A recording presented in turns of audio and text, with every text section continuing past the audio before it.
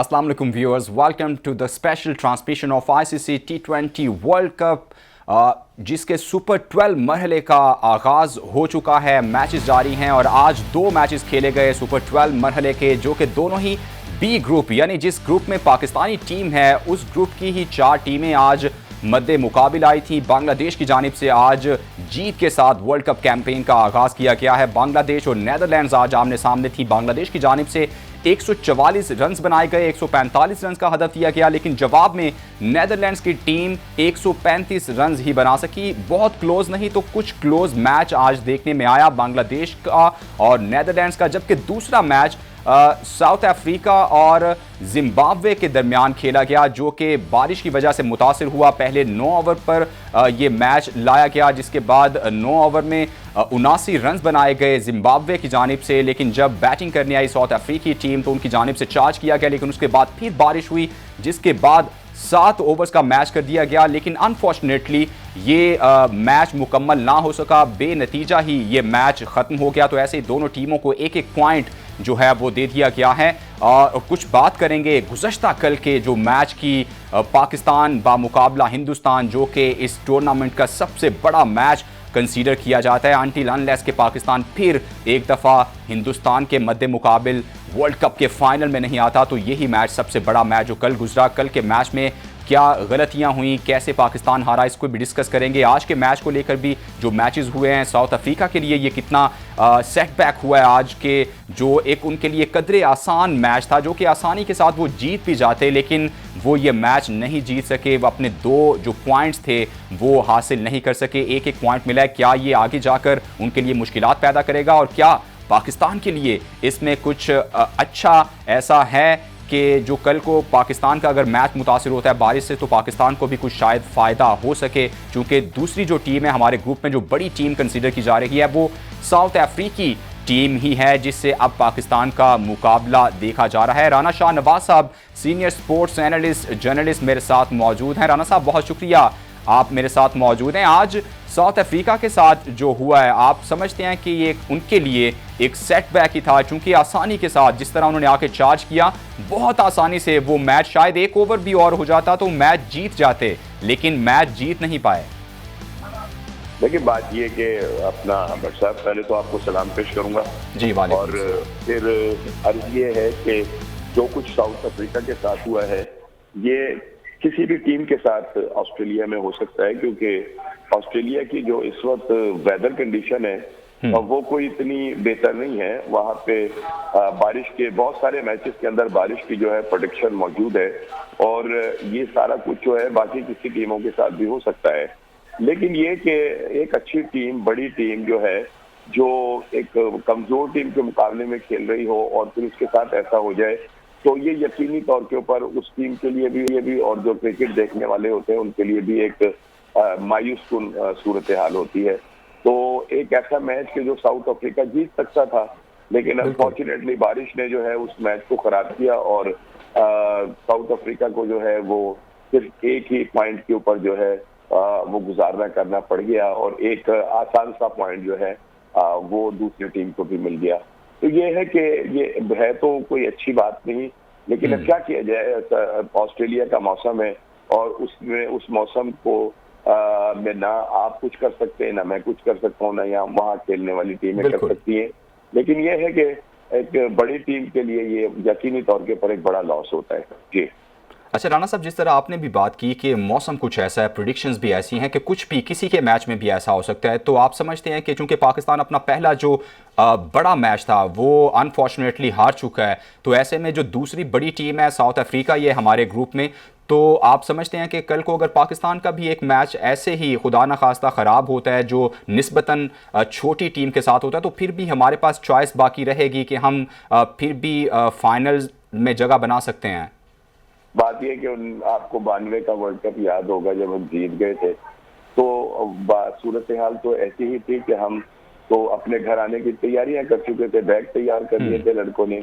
लेकिन ये है कि फिर मौसम ने करवट ली और मौसम ने मतलब एक ऐसा मैच के जो साउथ अफ्रीका जीत सकता था, लेकिन बारिश जो थी वो फिर आड़े आई और मामला कहीं से कहीं चला गया और पाकिस्तान आलमी तक जो था वो जीत गया। लेकिन ये कि अल्लाह ना करे कि अगर ऐसा हो तो ये यकीनी तौर के ऊपर हमें नुकसान होगा, इसलिए कि हम एक मैच हार चुके हैं पहले। और अगर हम दूसरा मैच बारिश की नजर होने के पर या मौसम की नजर होने पर एक पॉइंट के ऊपर अगर हम आ जाते हैं तो वो हमारे लिए डेफिनेटली नुकसानदेह होगा। अब तो सूरत हाल जो है वो ये है कि पाकिस्तान को अगर तो आना है, सेमीफाइनल तक रसाई हासिल करनी है, तो हमें अब सारे मैच ही जीतने होंगे। हमें किसी मैच को जो है कमजोर समझकर नहीं खेलना होगा और अपनी पूरी स्ट्रेंथ के साथ जो है वो जीतना होगा। कल का मैच हम हार गए, लेकिन कल क्रिकेट देखने को मिली, अच्छी क्रिकेट देखने को मिली, लेकिन ये कि अंपायर के कुछ फैसले जो होते हैं वो बड़े बिल्कुल राणा साहब, इस पे तफसीलन हम डिस्कस करेंगे। क्या कुछ गलतियां जो सरजद हुई मैदान में, अंपायर्स ने क्या गलतियां की, इस पे भी बात करेंगे। चौथी जो टीम है पाकिस्तानी ग्रुप में, बी ग्रुप में, वो बांग्लादेश है, उसकी अभी तक कोई बात ही नहीं कर रहा। आप समझते हैं कि वो भी मुश्किलात पैदा कर सकती है? आज उन्होंने कैंपेन का आगाज जीत से किया है। देखिए जी, बिल्कुल बांग्लादेश को मैं तो एक बात कहता हूँ बट साहब, और वो ये है कि ये जो मुकाबले होते हैं ना, जो खेल होते हैं या किसी भी तरह का कोई मुकाबला हो, उसमें अपने अपोनेंट को कभी भी कमजोर नहीं समझना चाहिए।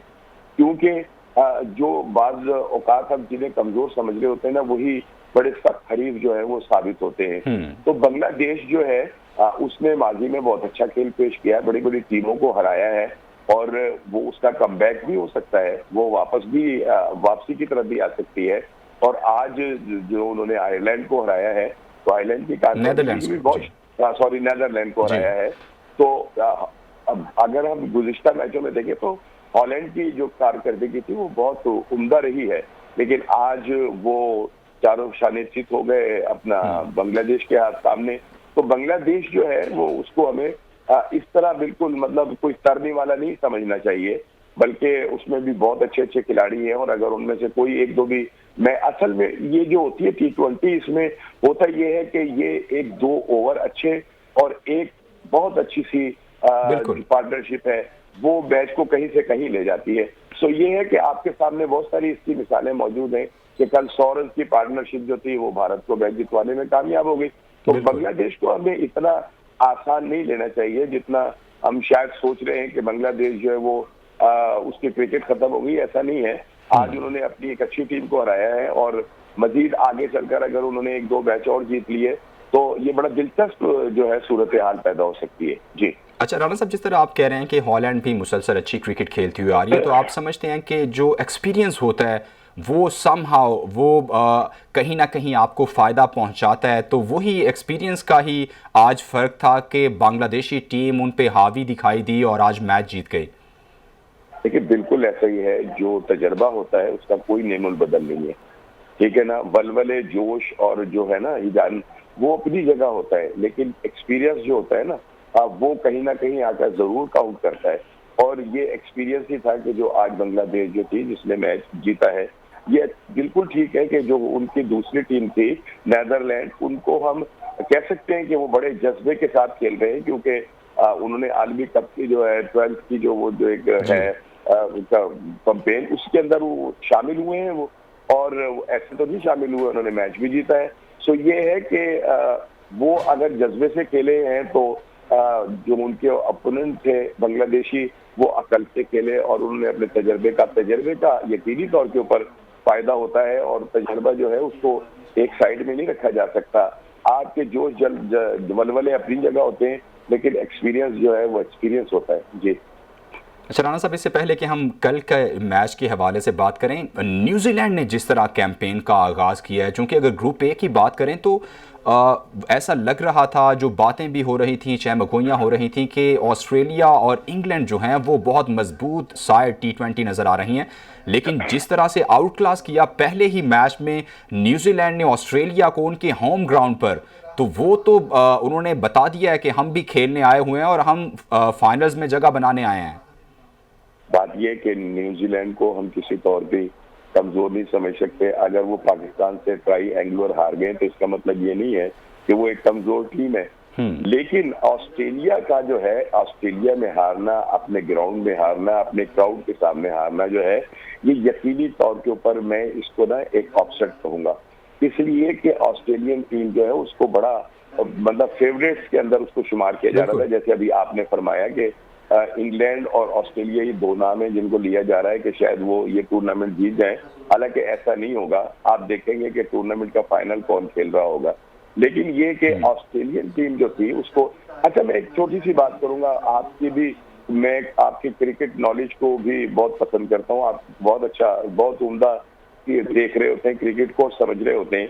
शायद मेरी इस बात से आप इत्तेफाक करें कि अगर हम ऑस्ट्रेलियन टीम को देखते हैं ना, तो ऑस्ट्रेलियन टीम उस मैच के अंदर ना कुछ ऑफ कलर सी रही है। और बिलखुसूस जब 200 रन हो गए हैं, और इसमें 200 रन के अंदर जो है ना, सबसे अहम बात जो है वो ये है कि न्यूजीलैंड के बल्लेबाजों ने ऑस्ट्रेलियन बॉलर को अपने ऊपर हावी नहीं होने दिया। बिल्कुल, उन्होंने किसी लगे भी उनको ये चांस नहीं दिया कि वो उनके बॉलर, उनके बैट्समैन के ऊपर जो थे वो हावी हो जाते। उन्होंने उनके ऊपर खुला खेला है। अगर एक एंड से गेंद रोकी जा रही है तो दूसरे एंड से चौके छक्के नजर आ रहे थे।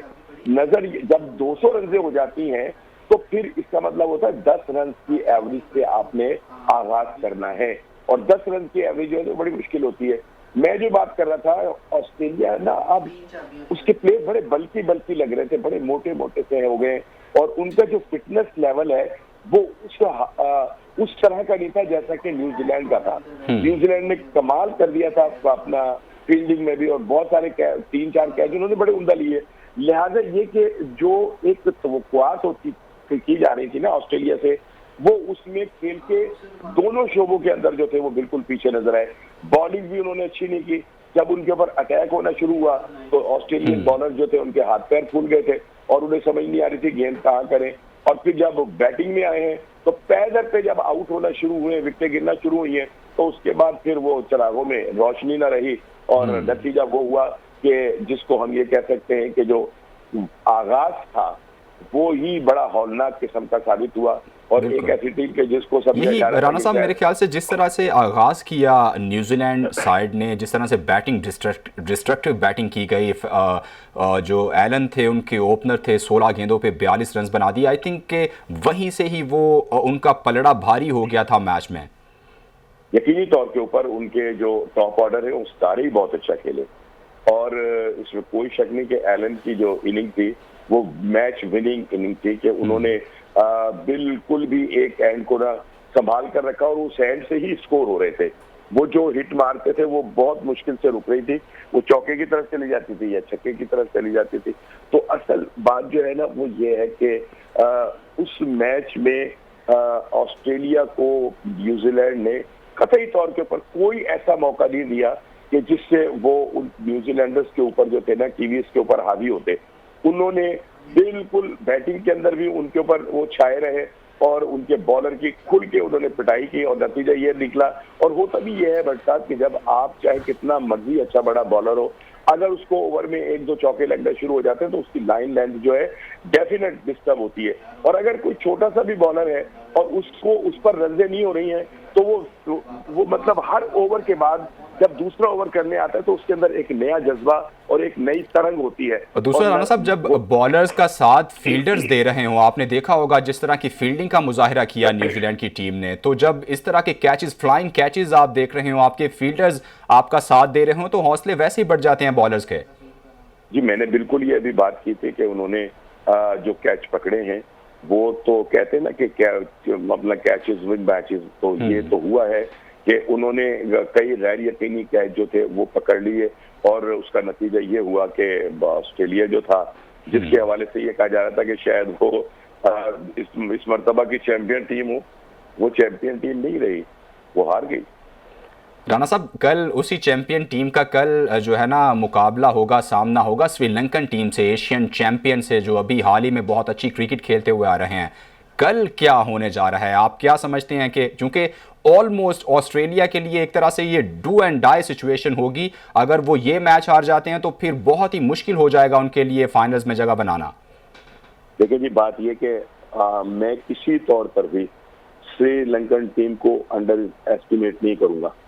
वो उनमें नौजवान खिलाड़ी हैं और वो किसी वक्त भी कम बैक करने की सलाहियत रखते हैं, और उन्होंने भी एशिया कप के अंदर साबित भी किया कि दुनिया की 2 बड़ी टीमें जो थी वो अपने घर लौट आई, और एशिया का जो ताज था वो श्रीलंका के सर सज गया। सो ये है कि एक मैच श्रीलंका ने अब जीत भी लिया है, ठीक है ना। तो उसके बाद उनकी जो वलवले है ना, जोश और जज्बे, शायद मेरा ख्याल है अभी श्रीलंका का ये कल पहला मैच है। जी जी जी जी जी, कल पहला मैच है, सॉरी मैं उस अपना बांग्लादेश के चक्कर में रहा। जी जी। लेकिन ये है कि उन्हें पता है कि उनके मद्दे मुकाबिल जो टीम है वो दुनिया की बड़ी टीम है। अच्छा, अब प्रेशर जो है वो कल श्रीलंका से ज्यादा ऑस्ट्रेलिया के ऊपर होगा। उसकी वजह ये कि वो एक मैच हार गए हैं, और अगर वो ये मैच भी लूज कर जाते हैं तो फिर उनका आगे सरवाइव करना जो है वो इंतहाई मुश्किल हो जाएगा। फिर उन्हें किसी से हारना भी नहीं है और अपने रन रेट को जो है वो भी मेंटेन करके रखना होगा। तो ये है कि कल का मैच बड़ा अच्छा होगा अगर बारिश ना हुई, और मैं पूरी उम्मीद हूँ, मुझे पता नहीं क्यों लग रहा है कि ये मैच जो है ये बड़ा क्लोज आएगा और श्रीलंका जो है वो अपसेट कर भी सकती है ऑस्ट्रेलिया को। और राणा साहब क्या देख रहे हैं, चूंकि पेस अटैक की अगर बात करें तो ऑस्ट्रेलिया तो one of the best pace attack रखती है, तो क्या कल जो स्पिनर्स हैं, जो फिंगर स्पिनर हैं, जो उनके लेग स्पिनर हैं, क्या वो मुश्किल में डालेंगे ऑस्ट्रेलियन टीम को? मैं यही कहने लगा था कि जो श्रीलंकन स्पिनर्स हैं अब वो बहुत अच्छी बॉलिंग कर रहे हैं और खासे मुश्किल है, और ऑस्ट्रेलियन जो है वो पेस को बहुत अच्छा खेलते हैं। उनके सामने जितना मर्जी तेज बॉलर आप लगा लें, वो चूंकि उनकी आदत होती है तेज विकेटों पे खेलने की और उनके अपने पास भी बड़े तेज बॉलर हैं, तो वो आदतन जो है वो पेसर्स को बहुत अच्छा खेलते हैं। लेकिन अगर स्पिनर उनके सामने होते हैं तो फिर वो स्पिनर्स के ऊपर फंसते भी हैं। हालांकि ऑस्ट्रेलिया ने भी दुनिया क्रिकेट के बड़े जबरदस्त शेन वॉर्न जैसे, मैकगिल जैसे और पता नहीं कितने लोग हैं कि जिनको उन्होंने प्रोड्यूस किया, लेकिन इसके बावजूद श्रीलंका ने जितनी फतूहात समेटी हैं, उनके वर्ल्ड कप की आप कारकर्दगी को देख लें, वो उसमें 50 ओवर भी और उसमें T20 भी, उनको हमेशा मैच जो है उनके बॉलर्स ने जिताया, और बॉलर्स ने स्पेशली। राणा साहब आप क्या देख रहे हैं, ऑस्ट्रेलियन विकेट्स पर कितने मुअस्सर साबित होंगे श्रीलंकन स्पिनर्स? देखिए जी, अब तक जो हमने देखा है ऑस्ट्रेलियन विकेटों के ऊपर गेंद जहां स्विंग हुआ है, जहां बाउंस मिला है, वहां स्पिनर्स को भी पूरी जिसको कहना चाहिए कि सहूलत मिली है, और बॉल जो है टर्न भी हुआ है, ठीक है ना। ठीक है। तो अब अगर उन विकेटों के ऊपर बॉल जरा सा भी घूम रहा है तो उसका सारा फायदा जो है वो श्रीलंकन बॉलर्स जो हैं वो उनको जाएगा, और वो इसका फायदा डेफिनेट जो है वो उठाएंगे पूरी तरह से। तो ये है कि अब देखना ये है कि अगर कल मौसम कोई गड़बड़ नहीं करेगा। ठीक है राणा साहब, आप हमारे साथ ही मौजूद रहिएगा। साबिक सिलेक्टर पीसीबी मोहम्मद इलियास साहब हमारे साथ मौजूद हैं, उनसे बात करेंगे। बहुत शुक्रिया इलियास साहब, आपने वक्त दिया। कल के मैच को लेकर, गुज़श्ता कल जो मैच हुआ उसमें कंट्रोवर्सीज जो हुई हैं वो भी आपने देखी होंगी। सबसे पहले मैं स्ट्रेट फॉरवर्डली आपसे ये सवाल करना चाहूँगा, नो बॉल की जो कंट्रोवर्सी हुई है, आप इसको कैसे देख रहे हैं? देखिए जी, ये तो बहुत बड़ा सवालिया निशान है। तो मुझे ये समझ नहीं लगी कि देखें, अगर आप नजदीक से देखें टीवी पे तो जो शॉर्ट लेग पे अंपायर है बेसिकली वो इशारा करता है नो बॉल का। ये जो बीमर की बात आप कर रहे हैं, जो सिक्का लगा, तो अब वो तो अपनी जगह से ही। उसके बाद जब छक्का लगा आप देखें तो अंपायर ने उस वक्त नो बॉल दिया है। It was in every sense of the word it was late. और दूसरी बात जो ये है कि मुझे ये समझ नहीं लगी, maybe I am wrong, कि जी के इन्होंने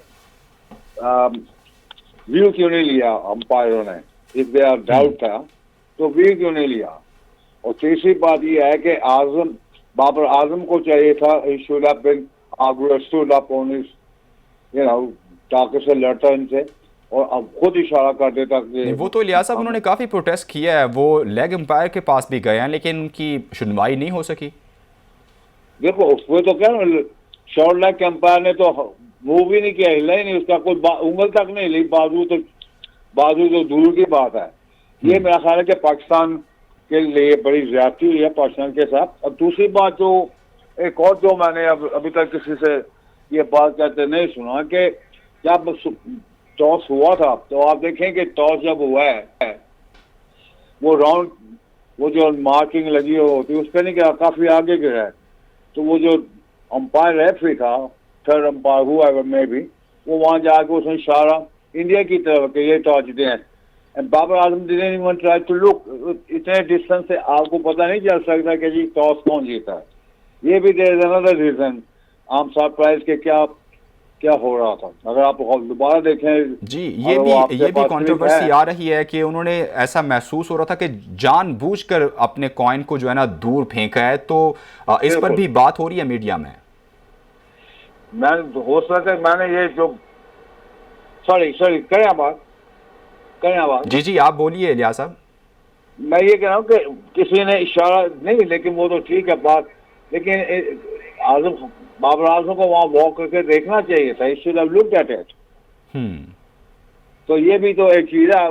मुझे नहीं इल्म कि ये क्या सिचुएशन, क्या वो नर्वस थे या घबराए हुए थे या क्या उसकी सोच क्या थी कि वो सोच में डूबा हुआ था कि हमने टॉस जीत के क्या करना है या नहीं करना। तो ये सवालिया निशान भी है। तीसरी बात यह है कि मुझे अफरीदी फिट बिल्कुल नजर नहीं आया। उसको मुझे नहीं समझ लगी कि किस रीजन से उसको डाला गया। अगर आप देखो उसने अपना रन भी कम कर लिया था। तो ये बातें तो सोचने वाली है कि ये रीजन क्या बिहाइंड है, वहां की मैनेजमेंट ने क्या किया है, क्या वजह क्या है। अच्छा, आपको क्या लग रहा है, चूंकि वो 3 महीने बाद ऑलमोस्ट जो है वो इंटरनेशनल क्रिकेट में वापस आ रहे थे और इंजरी को वो रिकवर करते हुए आ रहे थे, आप क्या समझते हैं? एक प्रेशर गेम थी, 3 महीने का गैप था, तो क्या गैप प्रेशर की वजह से ऐसा हुआ या फिर वो अभी 100% फिट ही नहीं हो सके होंगे तो उन्हें मैच खिला दिया गया है? जो भी हुआ ही वाज नॉट 100%। मेरा जो ख्याल है he was not fully fit. देखिए ही इज ए फाइटर, वो बहुत बड़ा फाइटर है। मेरा ख्याल है कि उसने ट्राई किया, लेकिन इतने बड़े मैच में और इस किस्म की विकेट पे तो वो हशर कर देता अगर वो फुली फिट होता। क्योंकि मैं तो बहुत क्रिकेट खेला हूँ ऑस्ट्रेलिया में, लेकिन बात सर ये है कि अंपायरी जो हुई है एंड ऑफ द डे, हमारे मेरे ख्याल के 3 ओवर रहते थे, 48 रन दरकार थे इंडिया को, if I can remember clearly, if I am not wrong. तो we didn't bowl even well. हम किस प्रेशर में आ गए, वाइड बॉल कर रहे हैं, बाहर फेंक रहे हैं, बल्ले के ऊपर बैट दे रहे हैं, बॉलिंग शॉट। मेरी समझ से ये बात है। I don't know what was the reason behind it. Maybe they were ब्राग से यहाँ ये सोच लिया था कि पाकिस्तान मैच जीत गया है, 90% मैच जीत लिया हुआ है। तो मेरा ख्याल है कि हमारी तरफ से भी बहुत लैकिंग हुई है। इलियास साहब, कहाँ आप ख़राबी पाकिस्तानी बॉलिंग इनिंग्स की अगर बात करें तो कहाँ पे आप देख रहे हैं कि कोई फ़ैसला गलत हुआ हो या किस वजह से पाकिस्तान वो, एक तो apart from this controversy of no ball, आप और क्या क्या ख़राबियाँ देख रहे हैं कि पाकिस्तान के एंड पे क्या गलती हुई है? मेरा ख्याल है कि एक आपके पास वो क्या नाम है लड़का, इफ्तिखार भी अच्छी गेंद कर रहा है, सेलिम वर्कर पर जैसे वो गेंद करता है, उसका गेंद बाइट से भी आना था और थोड़ा सा स्पिन भी होना था।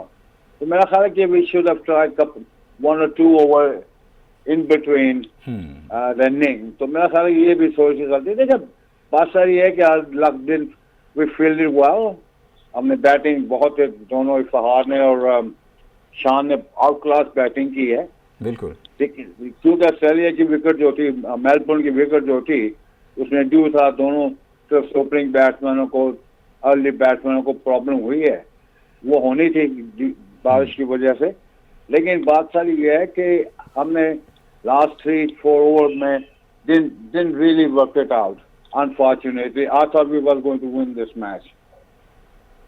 अच्छा, इलियास साहब, आप क्या समझते हैं, आखिरी ओवर के हवाले से भी बात हो रही है कि कप्तान आउट ऑफ द बॉक्स भी कुछ कर सकते थे। आप समझते हैं कि आखिरी ओवर इफ्तिखार से करवाया जा सकता था, चूंकि ये कहा जा रहा है कि इलियास उन्हीं दोनों लड़कों से 3 छक्के खाकर गया हुआ था, प्रेशर ज़्यादा हो जाता है और वही दोनों लड़के आखिरी ओवर तक मौजूद थे, तो आउट ऑफ द बॉक्स जाया जा सकता था? बिल्कुल कराया, देखिए बिल्कुल कराया जा सकता। लेकिन जब आपके ऊपर किसी वक्त प्रेशर पड़ जाता है अनफॉर्चुनेटली, तो आप चीजें भूल जाते हैं।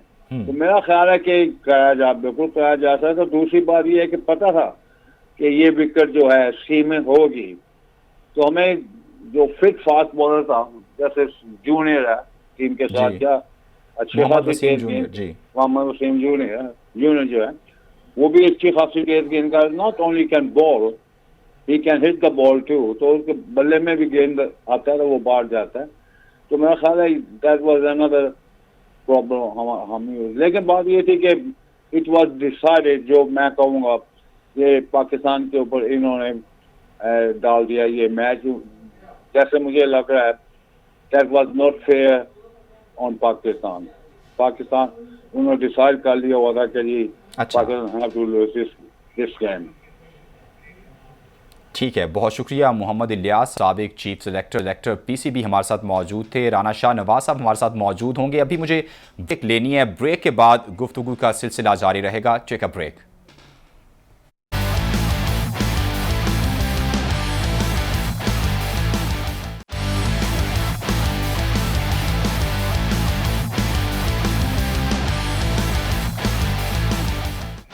Welcome back to the special transmission of ICC T20 World Cup 2022।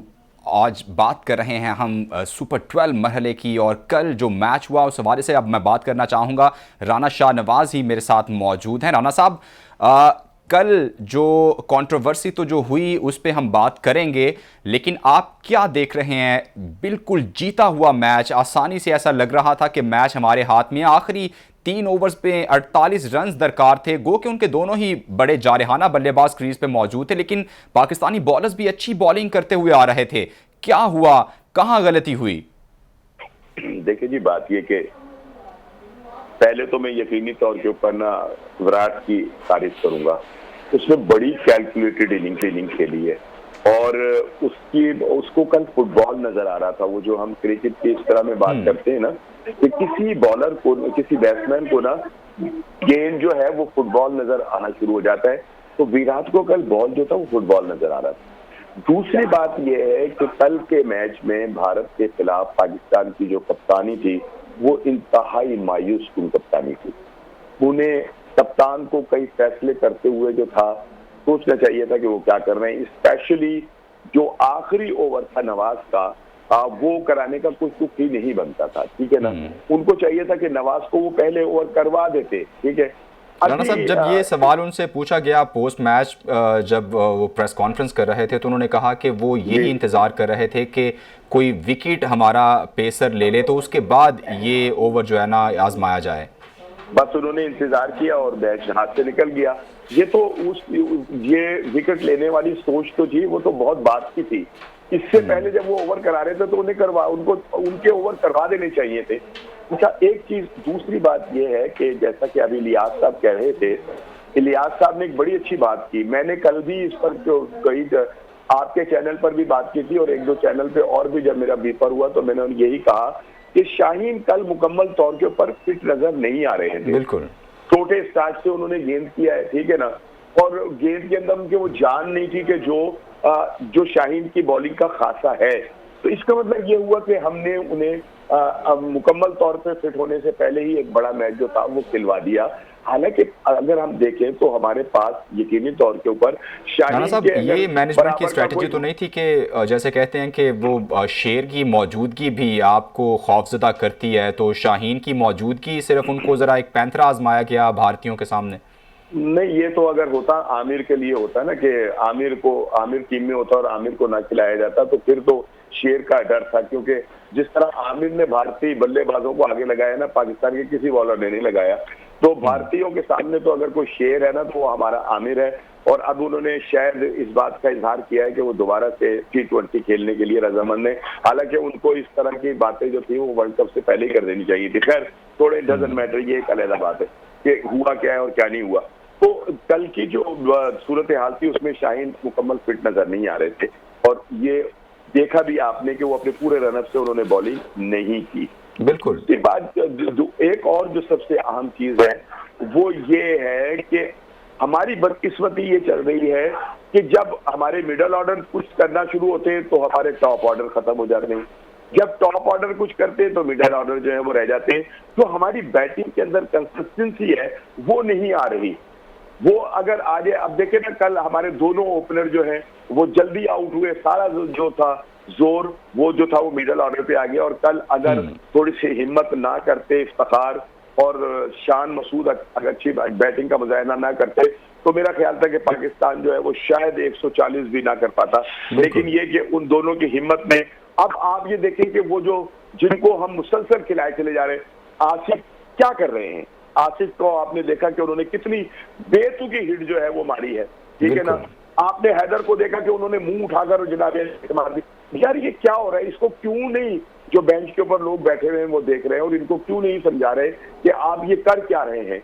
और जो एक और बड़ी अहम चीज है ना जिसके ऊपर आप भी क्रिकेट को बहुत उम्दा समझते हैं, अगर आपको भी पता हो तो जरा बताइएगा कि जब नो बॉल के ऊपर गेंद डिलीवर हुआ और बैट्समैन बोल्ड हो गया तो गेंद तो फिर बॉल जो है वो तो डेड हो जाना चाहिए। नहीं राना साहब, इसमें जो कवानीन पे बात हुई है तफसीलन जो है, लेकिन वो इस बॉल को डेड करार नहीं दिया जा सकता। वो कह रहे हैं कि जिस तरह अगर वो चौका भी हो जाता तो वो चौका ही कंसीडर होना था, ऐसे जैसे कैच भी हो जाता है तो उसमें भी अगर आप भाग के रन्स लगा रहे हैं तो वो रन्स आपके कंसीडर किए जाते हैं, क्योंकि वो है ही फ्री हिट है, चाहे वो बॉल जहां भी लगे।